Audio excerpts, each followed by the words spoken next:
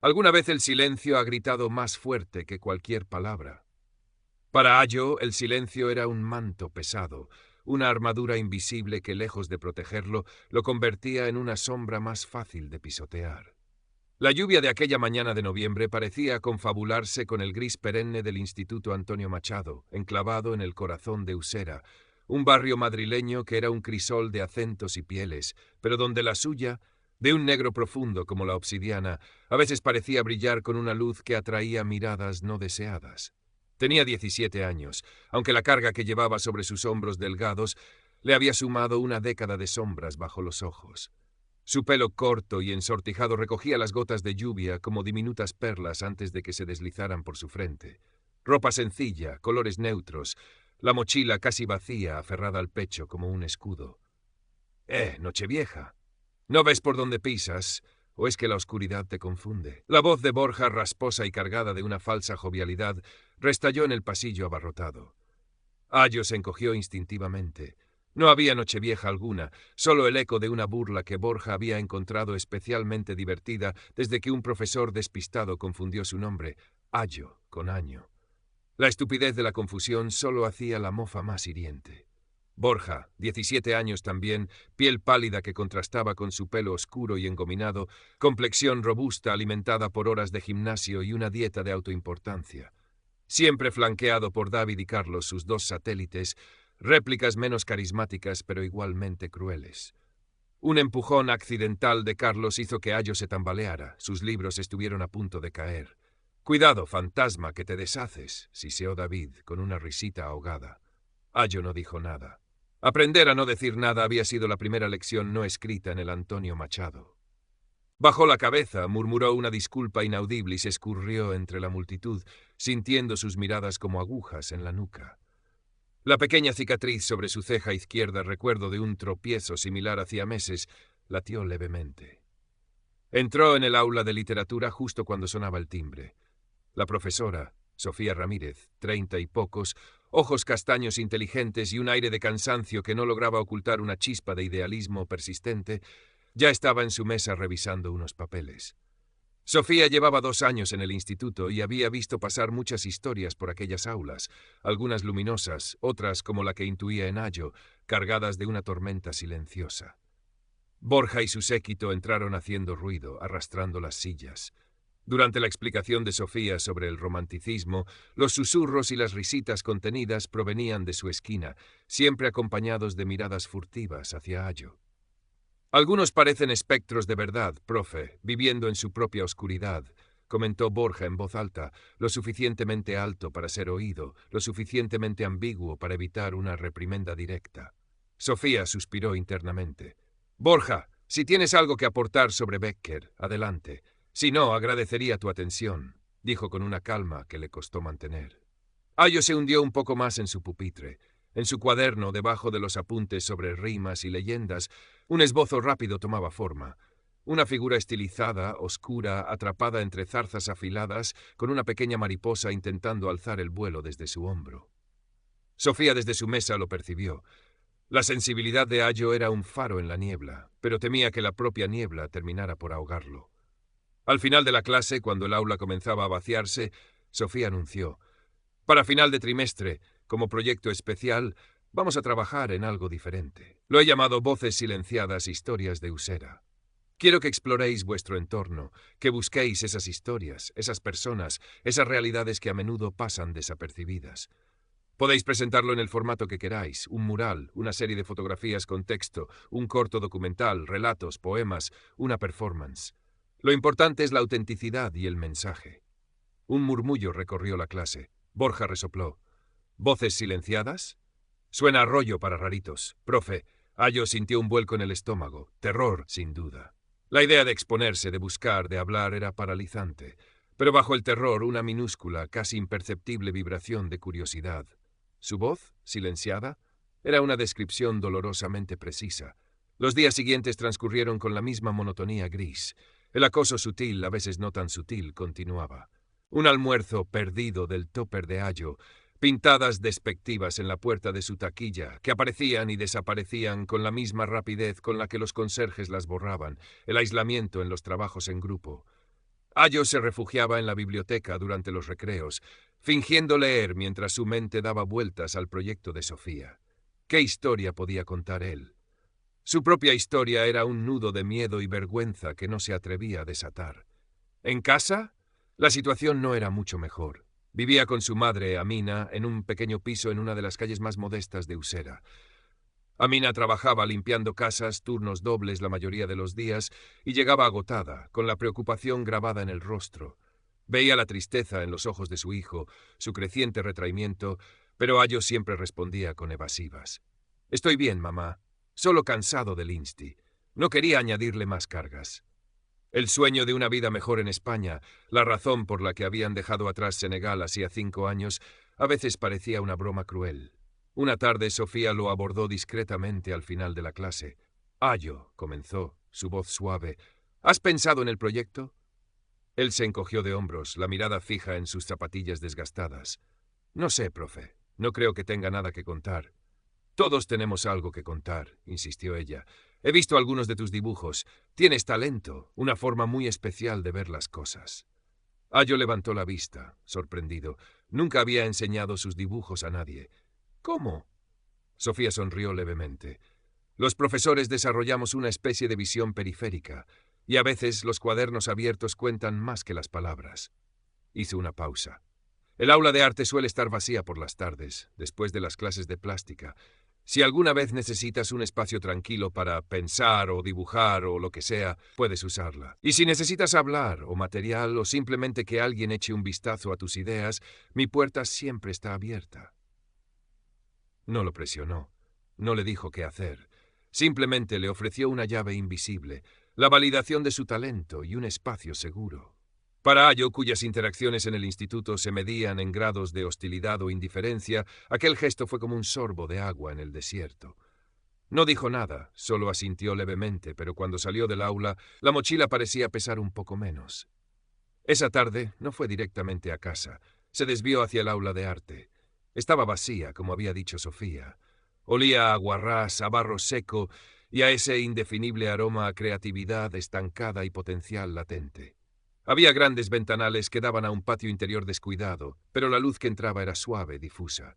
Se sentó en un taburete alto, sacó su cuaderno y un lápiz. Y por primera vez en mucho tiempo, no dibujó figuras atrapadas. Dibujó el rostro de su madre cansado pero con una dignidad inquebrantable. Dibujó los colores del mercado de Usera, vibrantes a pesar de la pobreza. Dibujó el recuerdo lejano de un atardecer en una playa de Dakar. El proyecto Voces Silenciadas comenzó a tomar forma en su mente, no como una obligación, sino como una necesidad. Quizás no podía contar su historia directamente. El miedo era todavía un guardián demasiado feroz. Pero podía contar otras historias. Las historias de su barrio, de su gente. Las voces que, como la suya, luchaban por no ahogarse. Borja no tardó en notar los cambios sutiles en Ayo. Pasaba menos tiempo escondido en la biblioteca y más en el aula de arte. A veces incluso se atrevía a levantar la mirada en clase. Para Borja, cualquier señal de que Ayo dejara de ser su saco de boxeo particular era una afrenta. El acoso se volvió más directo, más personal. «¿Qué pasa, Picasso de ébano? ¿Te crees artista ahora?», le espetó un día a la salida del aula de arte, bloqueándole el paso con David y Carlos. Ayo llevaba una carpeta con sus bocetos. «Déjame en paz, Borja», murmuró Ayo, intentando esquivarlo. Fue la primera vez que le respondía, aunque fuera en un susurro. Borja pareció sorprendido por un instante, luego una sonrisa cruel se dibujó en su rostro. «Uy, parece que la sombra habla. ¿Qué llevas ahí, tus obras maestras?». Intentó arrebatarle la carpeta. Ayo la sujetó con fuerza. Hubo un forcejeo. La carpeta cayó al suelo, los dibujos se desparramaron. Eran retratos. El anciano que vendía lo en la esquina, la mujer marroquí de la panadería con sus manos enharinadas, un grupo de niños de diferentes razas jugando en el parque. Dibujos llenos de una cruda honestidad y una empatía inesperada. David soltó una carcajada. Pero bueno, si dibuja a los raritos del barrio. Carlos pisó uno de los dibujos, dejando la suela de su zapatilla marcada en el retrato del anciano. Ayo sintió una oleada de rabia fría, tan intensa que lo asustó. Pero antes de que pudiera hacer o decir nada, la voz de Sofía resonó en el pasillo. «¿Algún problema, chicos?». Borja y sus amigos se recompusieron al instante, adoptando una expresión de inocencia ultrajada. Ninguno, profe. Solo ayudábamos a Ayo a recoger sus cosas, que es un poco torpe. Sofía los miró fijamente. Luego su vista se posó en los dibujos esparcidos, en la huella de la zapatilla. Su rostro no delataba emoción, pero Ayo vio una chispa endurecerse en sus ojos. Ayo, recoge tus dibujos. Borja, David, Carlos, acompáñenme al despacho del jefe de estudios. Tenemos que hablar sobre el respeto a la propiedad ajena y el compañerismo. La intervención de Sofía no detuvo el acoso por completo, pero marcó un antes y un después. Borja recibió una amonestación seria, y aunque su resentimiento hacia Ayo creció, también lo hizo una cierta cautela. Sabía que ahora estaba bajo el radar. Ayo, por su parte, se sintió extrañamente fortalecido por el incidente. La rabia que había sentido, aunque aterradora, también había sido liberadora. Ver sus dibujos pisoteados había dolido, pero la intervención de Sofía le había demostrado que no estaba completamente solo, que su voz, o al menos la voz de sus dibujos, podía tener un eco. Continuó trabajando en su proyecto con una dedicación febril. Decidió que su presentación sería un tríptico, 3 grandes paneles. El primero, titulado Sombras de Usera, mostraría los rostros de la marginación, el aislamiento, la tristeza silenciosa que había observado. El segundo, Luz Escondida, se centraría en la resiliencia, la dignidad, las pequeñas alegrías y la belleza que también existían en esas vidas. El tercero, aún sin título claro en su mente, quería que fuera un puente, una conexión. Sofía lo apoyaba discretamente. Le conseguía materiales, le ofrecía críticas constructivas, pero sobre todo le daba espacio y confianza. A veces simplemente se sentaba en un rincón del aula de arte mientras él trabajaba leyendo o corrigiendo exámenes, su presencia una tácita barrera contra el mundo exterior. Un día, mientras Ayo luchaba con el tercer panel, Sofía se acercó. «¿Cómo va eso, artista?» Ayo suspiró. «No lo sé, profe. Siento que falta algo. Quiero que muestre esperanza o algo así, pero no sé cómo dibujarla sin que parezca falso». Sofía se quedó mirando los bocetos. «Quizás la esperanza no es algo que se dibuja directamente, Ayo. Quizás se dibuja el camino hacia ella. Las manos que se tienden, las miradas que se encuentran». Se encogió de hombros. «O quizás es simplemente un espacio en blanco esperando a ser llenado». Esa frase, un espacio en blanco esperando a ser llenado, resonó en Ayo. Miró el tercer panel, todavía virgen, y entonces lo supo. No iba a dibujar figuras, iba a crear un collage de texturas, de colores, pero en el centro dejaría un espejo, un fragmento de espejo real, para que quien mirara se viera reflejado. Parte del problema, parte de la solución, parte de la historia. Mientras tanto, Borja no estaba inactivo. La humillación de haber sido llevado ante el jefe de estudios por culpa de Ayo lo había enfurecido. No podía atacarlo directamente en el instituto con tanta facilidad, pero Usera era un pañuelo. Una tarde, cuando Ayo volvía a casa, Borja y su pandilla lo arrinconaron en un callejón estrecho y maloliente, lejos de miradas indiscretas.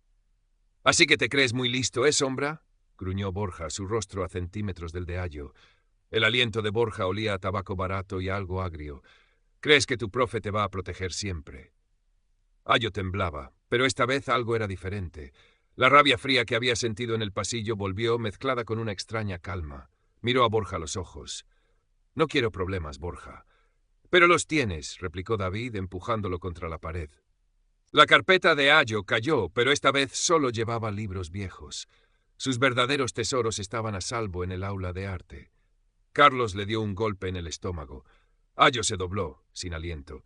Borja lo agarró del pelo, obligándolo a mirarlo.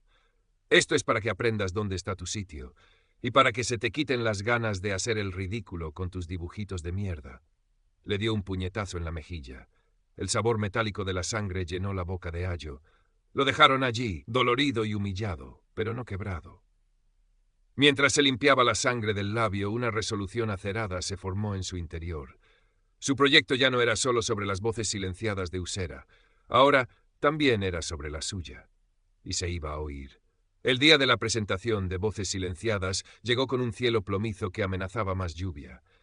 El salón de actos del Antonio Machado, normalmente un lugar ruidoso y caótico, estaba lleno de una expectación contenida. Había estudiantes, profesores, algunos padres curiosos e incluso el director don Anselmo, un hombre de gesto adusto que rara vez se dejaba ver en estos eventos. Uno a uno, los estudiantes fueron presentando sus trabajos. Hubo un corto documental sobre los ancianos del barrio, un recital de poesía sobre la inmigración, una colorida exposición fotográfica. Algunos eran torpes pero sinceros, otros sorprendentemente pulidos. Cuando llamaron a Ayo, un nudo se le formó en la garganta. Sofía, sentada en primera fila, le dedicó una leve sonrisa de ánimo. Con las piernas temblorosas subió al escenario. Sus 3 paneles cubiertos con una tela esperaban sobre unos caballetes. «Buenos días», comenzó. Su voz apenas un susurro. Carraspeó. «Mi proyecto se llama Reflejos de Usera». Retiró la tela del primer panel, sombras. Los retratos a carboncillo eran impactantes, rostros marcados por la preocupación, la soledad, la resignación. El anciano de la lotería, la mujer con el velo en el mercado, un joven con la mirada perdida. Un murmullo recorrió la sala. Eran rostros familiares para muchos, pero vistos a través de la mirada de Ayo, adquirían una nueva dimensión, una dignidad trágica. Luego descubrió el segundo panel, luz escondida. Aquí los colores estallaban, aunque con moderación.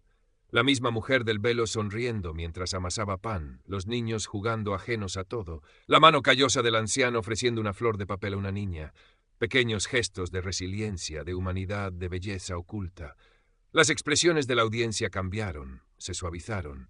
Finalmente se acercó al tercer panel. «Y este», dijo, su voz ganando un poco de fuerza, «este es el más importante para mí». Retiró la tela. En el centro del collage de texturas y colores rotos brillaba el fragmento de espejo. Se llama Nosotros, porque estas voces, estas sombras y estas luces no son ajenas. Somos nosotros, todos nosotros. Hubo un silencio profundo, denso. Ayo miró a la audiencia. Vio sorpresa, incomodidad en algunos rostros, pero también vio comprensión, emoción. Vio a don Anselmo con el ceño fruncido, pero esta vez parecía más pensativo que severo. Entonces Borja, desde su asiento en mitad de la sala, soltó una risotada. «Nosotros, venga ya, Sombra, no me mezcles con tus dramas. Algunos aquí tenemos una vida de verdad». Su voz resonó con arrogancia, pero Ayo notó un temblor en ella, una inseguridad mal disimulada. Quizás el espejo también le había devuelto un reflejo que no le gustaba. Antes de que nadie pudiera reaccionar, Ayo respiró hondo. Esta vez no miró al suelo. Miró directamente a Borja. «Sí, Borja, nosotros. Porque el que acosa también tiene una historia, una voz silenciada por su propio miedo, por su propia rabia, y el que calla y permite el acoso también es parte de esa sombra». Su voz no fue alta, pero vibró con una convicción que sorprendió a todos, incluso a él mismo. El salón permaneció en silencio por un instante eterno. Luego alguien empezó a aplaudir. Fue Sofía. A su aplauso se unió otro y otro. Pronto una gran parte de la sala estaba aplaudiendo. No era un aplauso eufórico, sino uno respetuoso, conmovido. Borja se quedó petrificado en su asiento, el rostro congestionado. David y Carlos miraban a su alrededor, incómodos, sin saber cómo reaccionar. Don Anselmo se levantó. El aplauso cesó. «Gracias, Ayo, un trabajo valiente y necesario».